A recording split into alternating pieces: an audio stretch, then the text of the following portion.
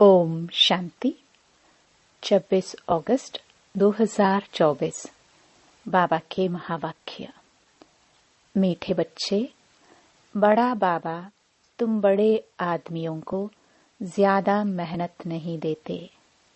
सिर्फ 2 अक्षर याद करो, अलिफ और बे। प्रश्न: रूहानी बाप का मुख्य कर्तव्य कौन सा है जिसमें ही बाप को मजा आता है? उत्तर: रूहानी बाप का मुख्य कर्तव्य है पतितों को पावन बनाना। बाप को पावन बनाने में ही बहुत मजा आता है। बाप आते ही हैं बच्चों की सद्गति करने, सबको सतो प्रधान बनाने, क्योंकि अब घर जाना है। सिर्फ एक पाठ पक्का करो, हम देह नहीं आत्मा हैं। इसी पाठ से बाप की याद रहेगी और पावन बनेंगे। ओम शांति। रूहानी बाप बैठ रूहानी बच्चों को समझाते हैं। बाप को भी मजा आता है तुम बच्चों को पवित्र बनाने में। इसलिए कहते हैं पतित पावन बाप को याद करो। सर्व का सद्गति दाता वह एक ही बाप है और कोई है नहीं। यह भी तुम अभी समझते हो कि अब घर जाना है जरूर। पुरुषार्थ ज्यादा करने के लिए बाप कहते हैं याद की यात्रा जरूरी है। याद से ही पावन बनेंगे। फिर है पढ़ाई। पहले अलिफ बाप को याद करो, पीछे यह बादशाही जिसके लिए तुमको डायरेक्शन देते हैं। तुम जानते हो 84 जन्म कैसे लेते हैं। सतो प्रधान से तमो प्रधान बनते हैं। सीढ़ी नीचे उतरना होता है। अब फिर सतो प्रधान बनना है। सतयुग है पावन दुनिया, वहां एक भी पतित नहीं। सतयुग में यह बातें होती नहीं। मूल बात है पावन बनने की। अभी तो पवित्र बनो, तब ही नई दुनिया में आएंगे और राज्य करने के लायक बनेंगे। सबको पावन बनना ही है, वहां पतित होते ही नहीं। जो अभी सतो प्रधान बनने का पुरुषार्थ करते हैं वही पावन दुनिया के मालिक बनेंगे। मूल बात ही एक है। बाप को याद करने से सतो प्रधान बनना है। बाप कोई ज्यादा मेहनत नहीं देते हैं, सिर्फ कहते हैं अपने को आत्मा समझो। बार बार कहते हैं पहले यह पाठ पक्का करो, हम देह नहीं हम आत्मा हैं। बस बड़े आदमी जास्ती नहीं पढ़ते हैं, 2 अक्षर में ही सुना देते हैं। बड़े आदमी को तकलीफ नहीं दी जाती है। तुम जानते हो सतो प्रधान से तमो प्रधान बनने में कितने जन्म लगे हैं। 63 जन्म नहीं कहेंगे, 84 जन्म लगे हैं। यह तो निश्चय है ना। हम सतो प्रधान थे, स्वर्गवासी अर्थात सुखधाम के मालिक थे। सुखधाम था जिसको ही आदि सनातन देवी देवता धर्म कहा जाता है। थे वह भी मनुष्य, सिर्फ दैवी गुण वाले थे। इस समय है आसुरी गुण वाले मनुष्य। यह तो शास्त्रों में लिख दिया है कि असुरों और देवताओं की युद्ध लगी, तब देवताओं का राज्य स्थापन हुआ। यह तो बाप समझाते हैं तुम पहले असुर थे, बाप ने आकर ब्राह्मण बनाए, ब्राह्मण से देवता बनाने की युक्ति बताई है। बाकी असुरों और देवताओं की लड़ाई की तो बात ही नहीं।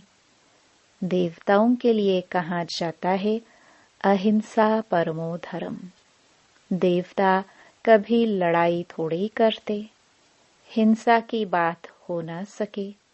सतयुग में दैवी राज्य में लड़ाई कहाँ से आई? सतयुग के देवता यहाँ आकर असुरों से लड़ेंगे या असुर वहां देवताओं के पास जाकर लड़ेंगे? हो नहीं सकता।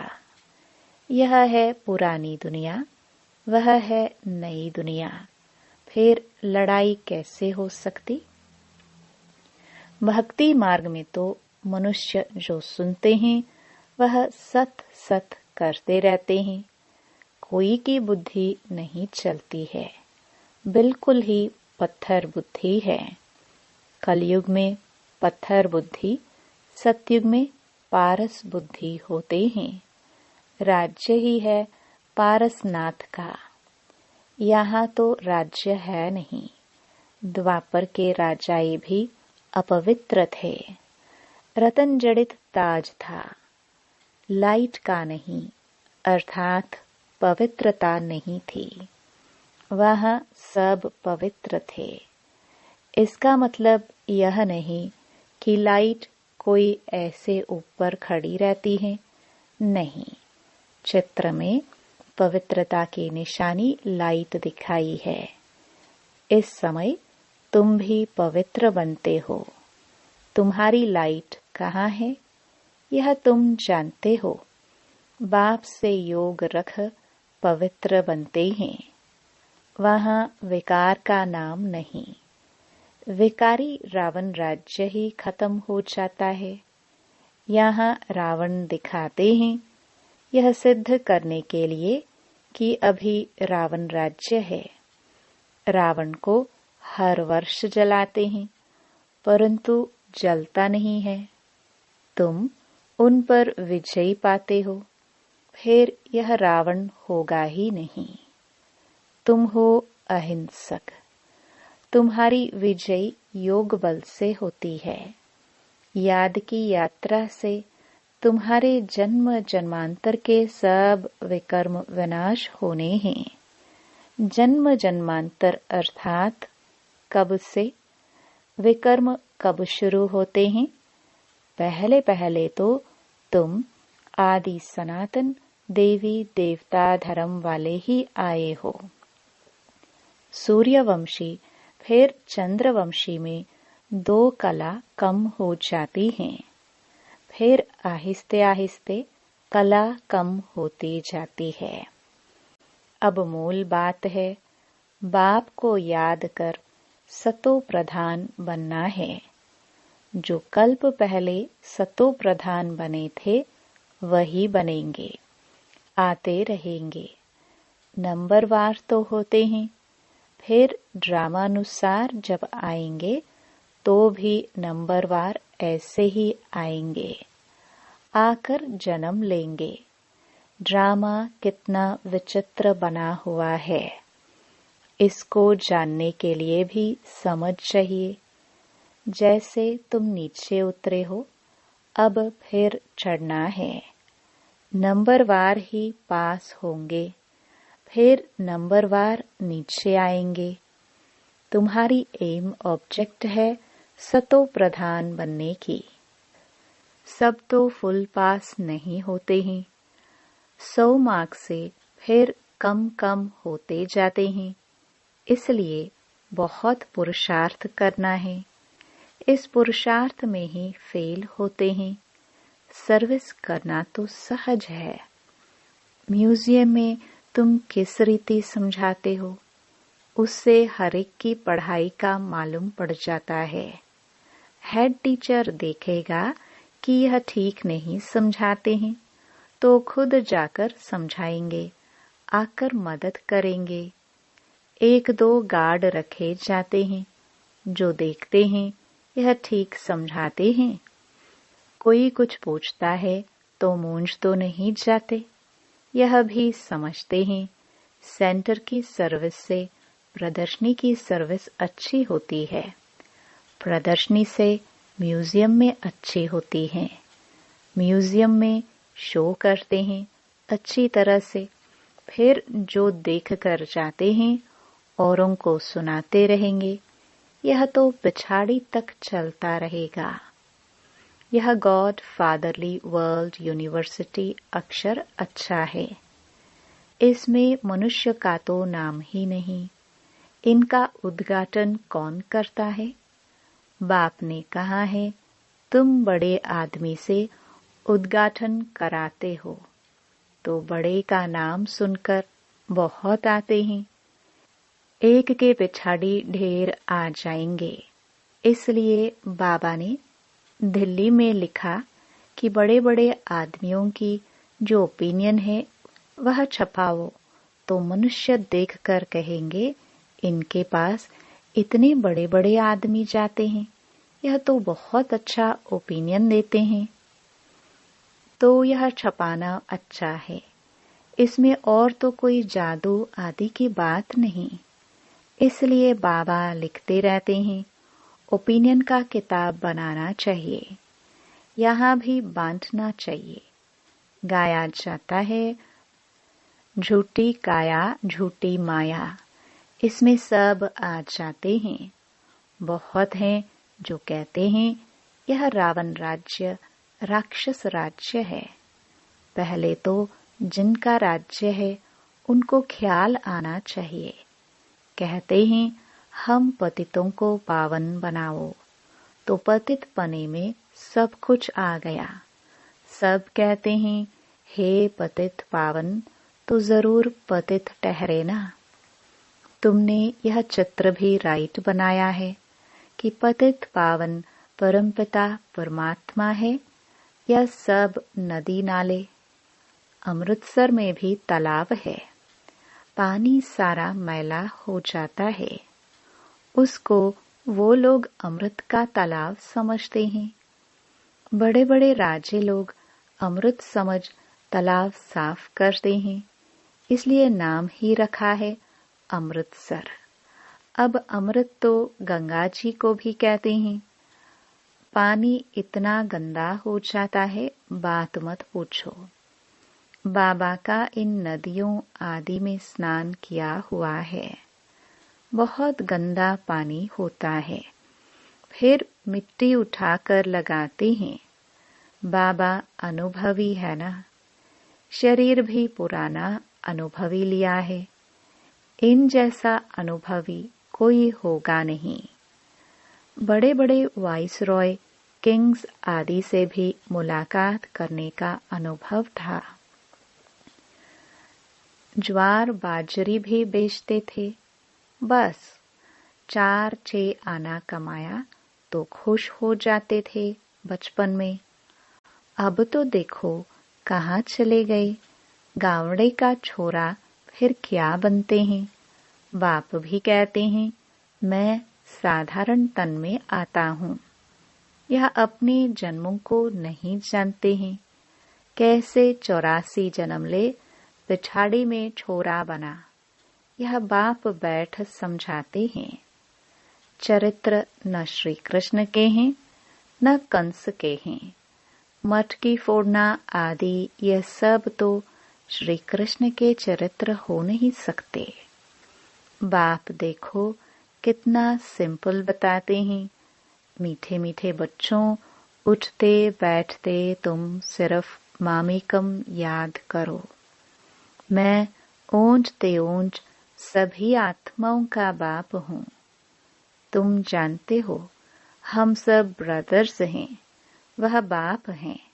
हम सभी ब्रदर्स एक बाप को याद करते हैं। वह तो हे भगवान, हे ईश्वर कहते हैं, परंतु जानते कुछ भी नहीं। बाप ने अभी परिचय दिया है। ड्रामा के प्लान अनुसार इनको गीता का युग कहा जाता है, क्योंकि बाप आकर ज्ञान सुनाते हैं जिससे ऊंच बनते हो। आत्मा भी शरीर धारण कर फिर उवाच करती है। बाप को भी दिव्य अलौकिक कर्तव्य करना है तो शरीर का आधार लेते हैं। आधा कल्प मनुष्य दुखी होते हैं तो फिर बुलाते हैं, बाप कल्प में एक ही बार आते हैं, तुम तो बार बार पाठ बजाते हो। आदि सनातन है देवी देवता धर्म, वह फाउंडेशन है नहीं। उन्होंने बाकी सिर्फ चित्र रह गए हैं। तो बाप भी कहते हैं तुमको यह लक्ष्मी नारायण बनना है। एम ऑब्जेक्ट तो सामने खड़ा है। यह है आदि सनातन देवी देवता धर्म। बाकी हिंदू धर्म तो कोई धर्म है नहीं। हिंदू तो हिंदुस्तान का नाम है। जैसे सन्यासी ब्रह्म अर्थात रहने के स्थान को भगवान कह देते हैं, वैसे यह फिर रहने के स्थान को अपना धर्म कह देते हैं। आदि सनातन कोई हिंदू धर्म थोड़ी था। हिंदू तो देवताओं के आगे जाकर उनको नमन करते हैं, महिमा गाते हैं। जो देवता थे वही हिंदू बन गए। धर्म भ्रष्ट कर्म भ्रष्ट हो गए हैं और सभी धर्म कायम हैं। यह देवता धर्म ही प्राय लोप है। आप ही पूज्य थे, फिर पुजारी बन देवताओं की पूजा करते हैं। कितना समझाना पड़ता है। श्री कृष्ण के लिए भी कितना समझाते हैं। वह स्वर्ग का पहला प्रिंस है, तो 84 जन्म भी उनसे ही शुरू होंगे। बाप कहते हैं बहुत जन्मों के अंत के भी अंत में मैं प्रवेश करता हूँ, तो उसका जरूर हिसाब तो बताएंगे ना। यह लक्ष्मी नारायण ही नंबर 1 में आए थे, तो जो पहले हैं वही फिर लास्ट में जाएंगे। सिर्फ एक श्री कृष्ण तो नहीं था ना, और भी तो विष्णु वंशावली थे। इन बातों को तुम अच्छी रीति जानते हो। यह फिर भूल नहीं जाना है। अभी म्यूजियम तो खुलते रहते हैं, बहुत खुल जाएंगे, बहुत लोग आएंगे। जैसे मंदिर में जाकर माथा टेकते हैं, तुम्हारे पास भी देखते हैं लक्ष्मी नारायण के चित्र हैं, तो भक्त लोग उनके आगे पैसे रख देते हैं। तुम कहते हो यहाँ तो समझने की बात है, पैसे रखने की बात नहीं। अभी तुम शिव के मंदिर में जाओ तो पैसे रखेंगे क्या? तुम जाएंगे समझाने की एम से, क्योंकि तुम इन सब की बायोग्राफी को जानते हो। मंदिर तो बहुत हैं, मुख्य है शिव का मंदिर। वहां औरों की मूर्तियां क्यों रखते हैं? सबके आगे पैसे रखते जाएंगे तो आमदनी होगी, तो वह शिव का मंदिर कहेंगे, वह शिव परिवार का मंदिर कहेंगे। शिव बाबा ने यह परिवार स्थापन किया। सच्चा सच्चा परिवार तो तुम ब्राह्मणों का है। शिव बाबा का परिवार तो सालिग्राम है। फिर हम भाई बहन का परिवार बन जाते हैं।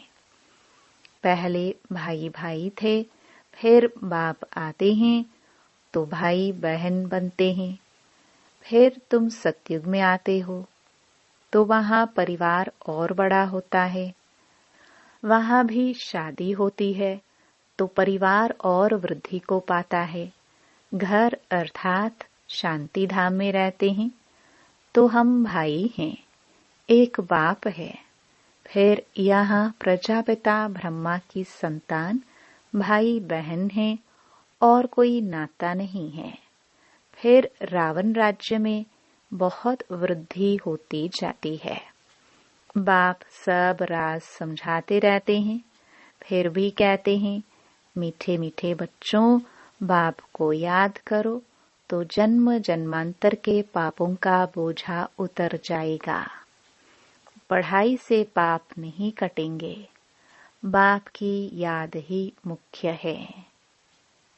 अच्छा, मीठे मीठे सिखिलदे बच्चों प्रति मात पिता बाप दादा का याद प्यार और गुड मॉर्निंग। रूहानी बाप की रूहानी बच्चों को नमस्ते। धारणा के लिए मुख्य सार। पहला, फुल मार्क्स से पास होने के लिए अपनी बुद्धि को सतो प्रधान पारस बनाना है।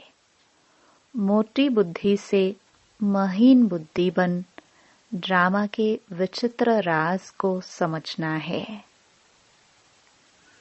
दूसरा, अभी बाप समान दिव्य और अलौकिक कर्म करने हैं। डबल अहिंसक बन योग बल से अपने विकर्म विनाश करने हैं। वरदान, कर्म और योग के बैलेंस द्वारा ब्लेसिंग का अनुभव करने वाले कर्म योगी भव। कर्म योगी अर्थात हर कर्म योग युक्त हो। कर्म योगी आत्मा सदा ही कर्म और योग का साथ अर्थात बैलेंस रखने वाली होगी। कर्म और योग का बैलेंस होने से हर कर्म में बाप द्वारा तो ब्लेसिंग मिलती ही है, लेकिन जिसके भी संबंध संपर्क में आते हैं उनसे भी दुआएं मिलती हैं। कोई अच्छा काम करता है तो दिल से उसके लिए दुआएं निकलती हैं कि बहुत अच्छा है, बहुत अच्छा मानना ही दुआएं हैं। स्लोगन, सेकंड में संकल्पों को स्टॉप करने का अभ्यास ही कर्मातीत अवस्था के समीप लाएगा। ओम शांति।